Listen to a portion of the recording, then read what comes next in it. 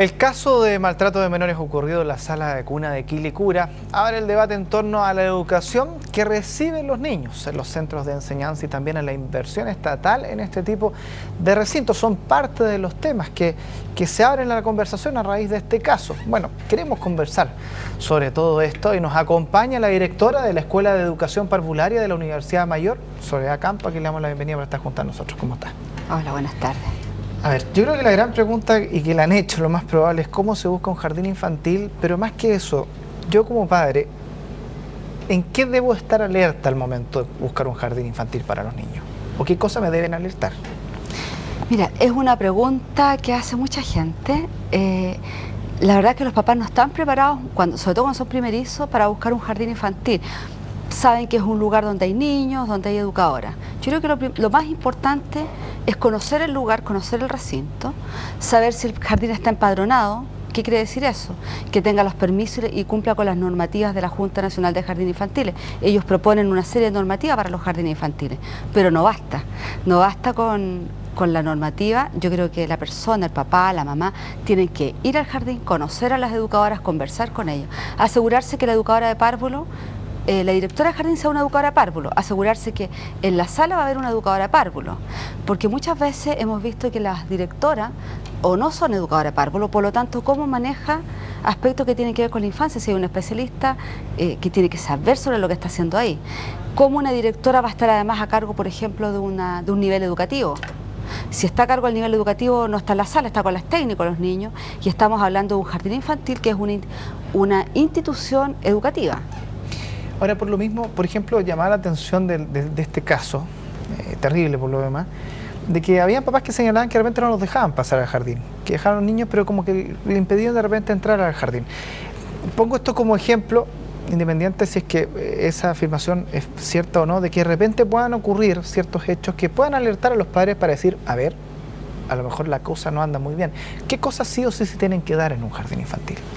A ver, primero tiene que estar abierto a los padres, o sea, eso es básico. Los niños son menores de edad, son niños que están todavía, depende de la edad, bueno, los más pequeños van a requerir incluso presencia muchas veces a otras horas de los padres. Si está amamantando puede llegar a la sala cuna la madre a amamantar, debería haber un espacio especial para que amamante, por ejemplo. Pero los padres tienen que tener acceso a la hora que quieran al jardín infantil. Los niños necesitan a los padres cerca, qué mejor que saber cómo está el progreso de los niños. Las salas deberían estar abiertas a que entre cualquier persona que quiera saber lo que está pasando ahí. No pueden ser lugares cerrados.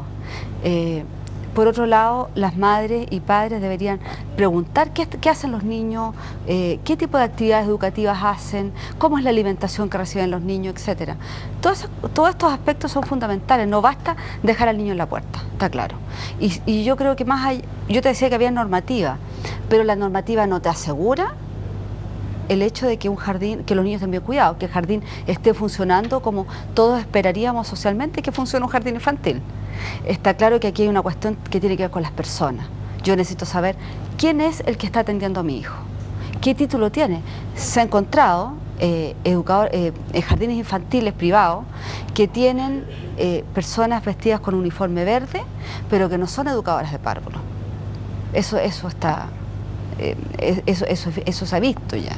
Entonces yo tengo que saber de dónde sacó el título, qué título tiene la persona que está atendiendo a mis niños, porque no es lo mismo un técnico, una persona de la comunidad cualquiera o una educadora de párvulo. Evidentemente que no es lo mismo. Ahora, ¿usted cree que las normativas, las exigencias están acorde a las necesidades, por ejemplo, para poder crear un jardín infantil? O sea, que las normas quizás son muy blandas o no para poder hacer un jardín infantil. ¿Se debería endurecer más quizás o no para poder filtrar un poco más ciertos aspectos? A ver, yo creo que la norma tiene los aspectos desde el punto de vista de la infraestructura y los permisos legales, la tiene.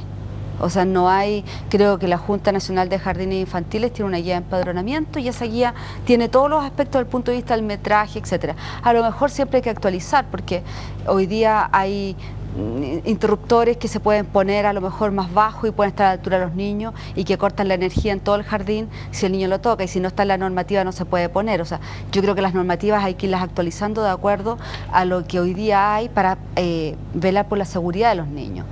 Pero yo creo que la normativa está, el problema es otro aquí, el problema no es la normativa, yo creo que el problema es tomarse en serio el cuidado de los niños, es tomarse en serio que los niños tienen derechos. Pero encuentra lógico que se tengan que instalar cámaras de seguridad para que los papás puedan estar tranquilos. ¿Y por qué no? Si yo tengo a mi hijo en un jardín infantil y tengo que trabajar 8 o más horas diarias, a lo mejor yo me puedo conectar desde mi trabajo y tengo la posibilidad de ver cómo está mi hijo y qué está haciendo en ese momento. Puedo acompañar mejor los procesos de aprendizaje. Yo creo que aquí dos aspectos. Uno, conocer qué está haciendo mi hijo a la hora que yo quiero. O sea, yo creo que está bien. ¿Por qué no saber cómo está durmiendo, cómo está comiendo, etcétera? Y por otro lado, yo creo que ahí también hay un tema de educación familiar, porque si yo... Bueno, estos niños de que salieron el otro día en televisión son niños pequeños, pero en general uno debe mirar el comportamiento. Si el niño está mañoso, si quiere ir al jardín infantil, si está motivado, si habla algo, ya por lo menos que hable de lo que hace en el jardín infantil. Por ejemplo, mirar si está contento, habla de las tías, habla de sus amigos, quiere llevar un juguete favorito, le entretiene, etcétera. Hay un montón de signos respecto a la motivación que tiene el niño por ir al lugar que son importantes que los padres y madres tomen en cuenta. Al principio puede que el niño no quiera por un tema de desapego, de adaptación y de considerar si tiene o no cuánto tiempo va a estar ahí, etcétera. Hay todo un tema del apego ahí que hay que trabajar al principio, pero después ya cuando estamos en un periodo que ya ha pasado un mes, 2 meses, el niño debería naturalmente estar contento en el jardín infantil y no tener miedos nocturnos, no tener retrocesos. Por ejemplo, los niños con maltrato tienden a tener retrocesos, si ya están controlando el esfínter, tienden a ir hacia atrás y volver a tener problemas con el esfínter, o sea, un poco retroceden en aspectos que ya habían avanzado, tanto puede ser en su desarrollo o en su aprendizaje. Y desde ese punto de vista, yo creo que hay que poner alerta. Muchas gracias por estar junto a nosotros. Bueno, y de esta forma terminamos estos 30 minutos de noticias. Pronto nos reencontramos.